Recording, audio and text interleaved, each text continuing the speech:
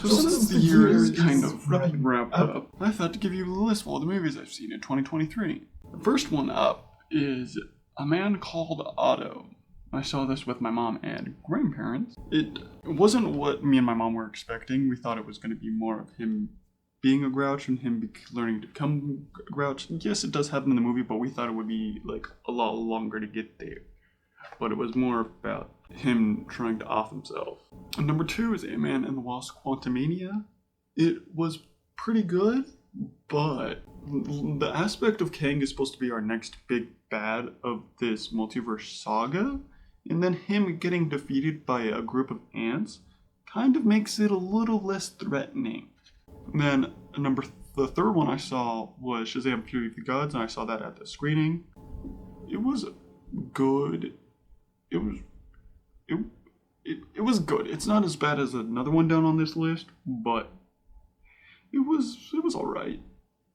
One thing I remember from this movie is when the girl was loving Skittles, and she was riding on the Skittles, or not on the Skittles, on the unicorns, and she said, "Taste the rainbow, mother," and then it cut.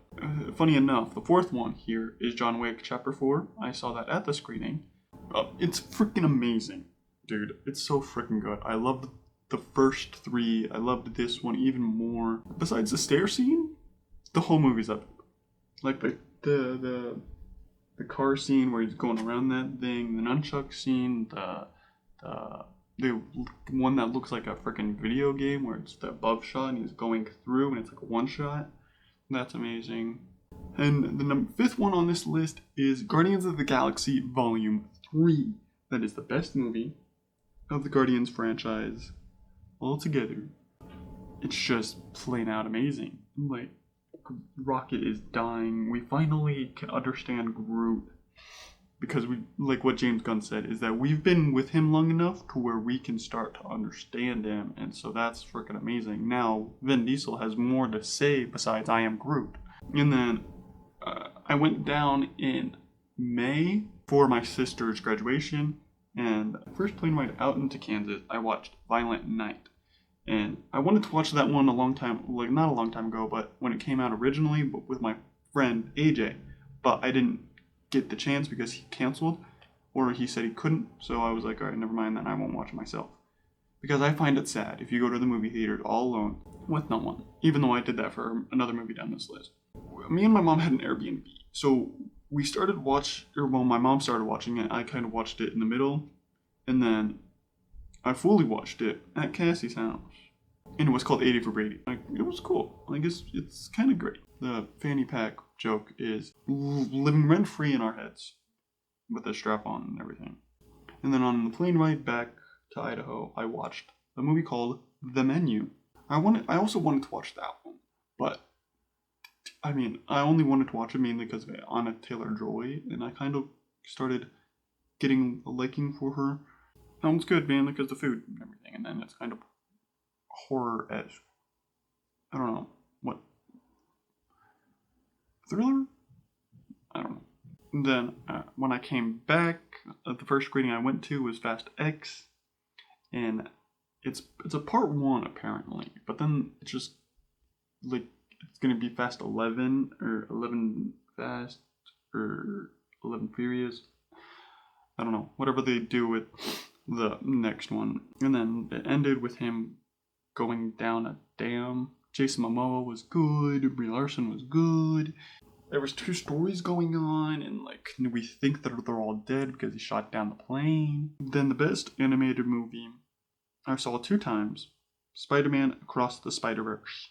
I saw it at the screening, and I saw it with my friend Gabe. And I don't remember what scenes I saw when I first saw it, but I did try to remember when I saw it the second time, because I know there's like 2 different variations of the movie, or 2 different variations of some scenes, with Lila talking to 2049 Miguel, and then when Ben Reilly is choke holding Miles. Yeah, next is probably the worst movie, The Flash. I know, I love The Flash. I mainly talk about him everywhere. This movie is it's good, but then when you look at it, the cameos at the very end are just Superman in a Flash movie. And like the CGI is kind of trashy, but it's still good. They did a way better job than I can ever do. And then you guys saw a reaction out that last year of Scooby-Doo and Kiss Rock and Roll Mystery. That was the very first time I ever saw it. That was the running joke how I haven't seen it. So I watched it this year and I kind of enjoyed it. One of my guesses was that it was the cop lady, and then it turned out to be the cop lady, but then I should have just kept it on there because it just totally changed. It was cool that they still had powers at the end of it. 13, Teenage Mutant Ninja Turtles Mutant Mayhem. I saw this one with Gabe. This one is freaking amazing. Like the art style looked like it was ripped out of a notebook, and it was just good. This is the one that's a part 1 and then changed the title.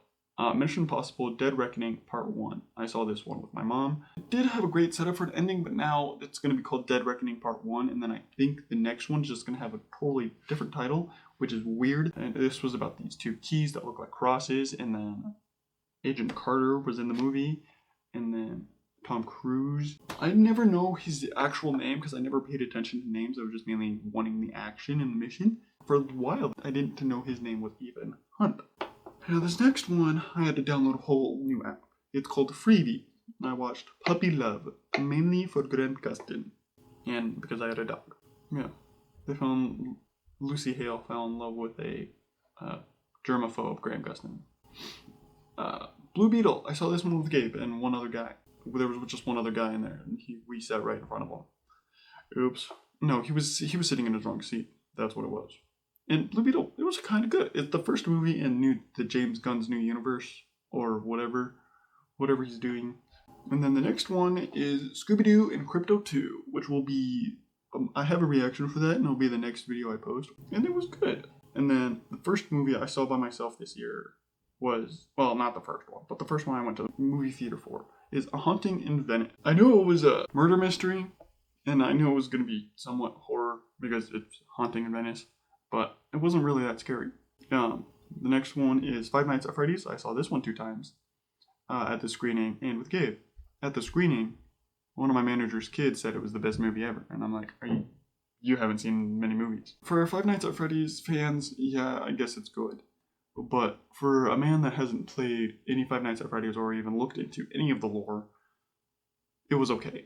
And Matthew Lillard is always freaking amazing, which I'm going to be seeing next year. And freaking Matt Pat's cameo, freaking amazing.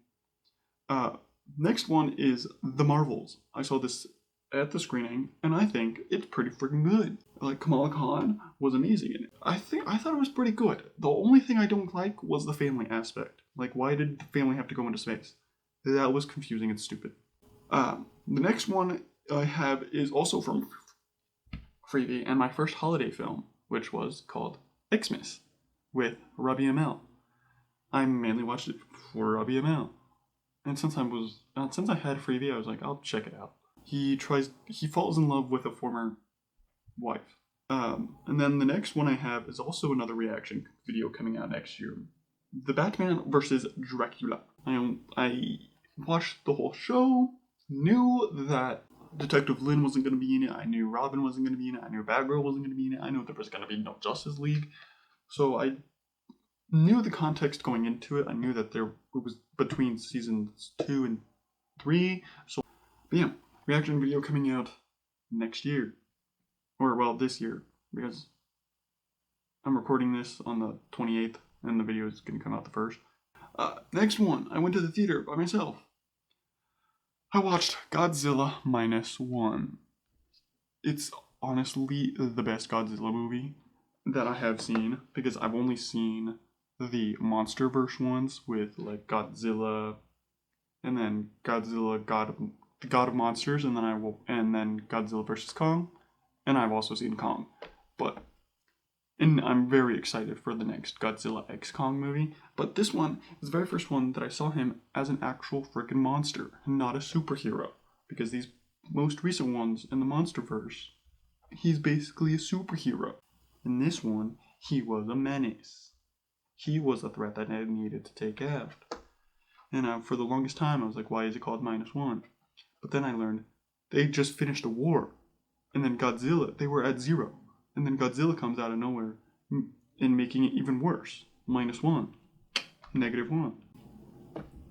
And then my last one of the year, Aquaman and the Lost Kingdom. And I saw that with my sis because she came down for the holidays.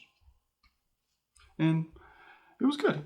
The whole Manta getting that trident and then and like heating the earth to melt the ice caps to free this demon guy. It was cool. And then the man from Ant-Man and the Wasp, he was in it, and he was pretty good. He threw Jason Momoa the trident. Like the whole trident fight scenes were cool. Mira, or Amber Heard, is barely in the movie. She's not in it for a long period of time, but she is still in the movie.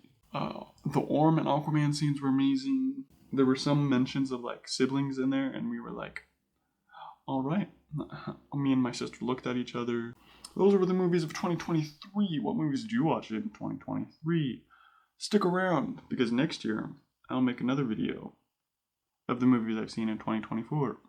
Check out my last video from movies I watched in 2022, and then check out the most recent video.